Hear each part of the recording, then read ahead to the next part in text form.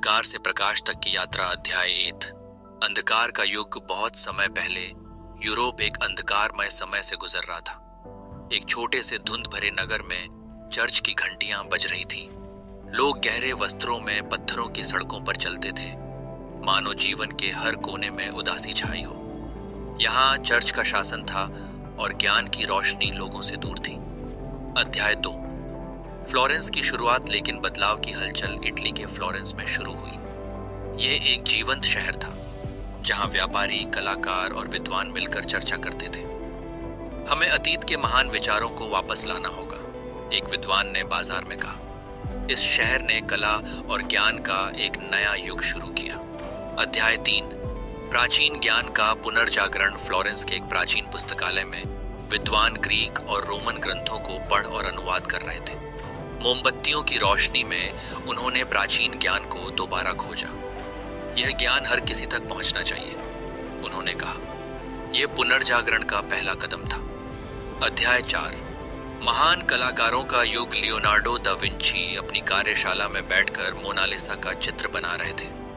पास ही Michelangelo cysteine chapel की छत पर अद्भुत बाइबल दृश्य बना रहे थे। उनकी कृतियां सिर्फ कला नहीं थीं, बल्कि नई सोच का प्रतीक थीं। अध्याय 5। नई खोजों का दौर। इसी समय गैलीलियो ने अपनी दूरबीन के माध्यम से आकाश को देखा।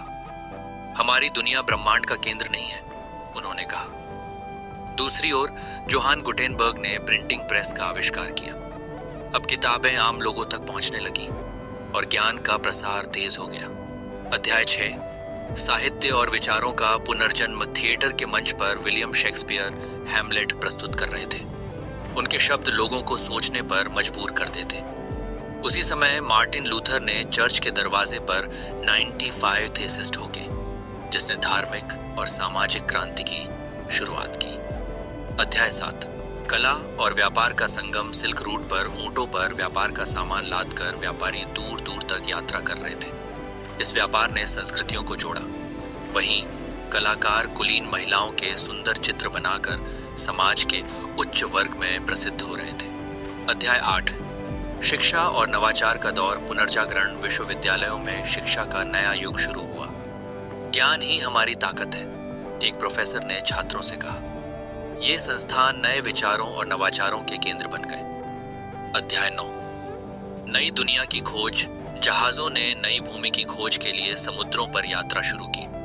नाविकों ने अज्ञात दिशाओं में यात्रा की और दुनिया के नए हिस्सों का नक्शा तैयार किया।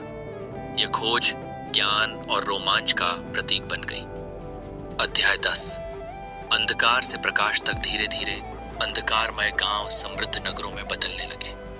ज्ञान, कला और विज्ञान ने लोगों के जीवन में नई रोशनी भर दी। यह पुनर्जागरण का युग था, जिसने यूरोप को एक नए युग में प्रवेश कराया।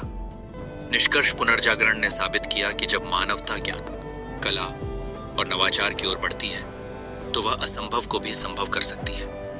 यह सिर्फ इतिहास की कहानी नहीं, बल्कि हर उस समाज का संदेश है जो अंधकार से प्रकाश की ओर बढ़ना चाहता है। पुनर्जागरण, अंधकार से प्रकाश तक।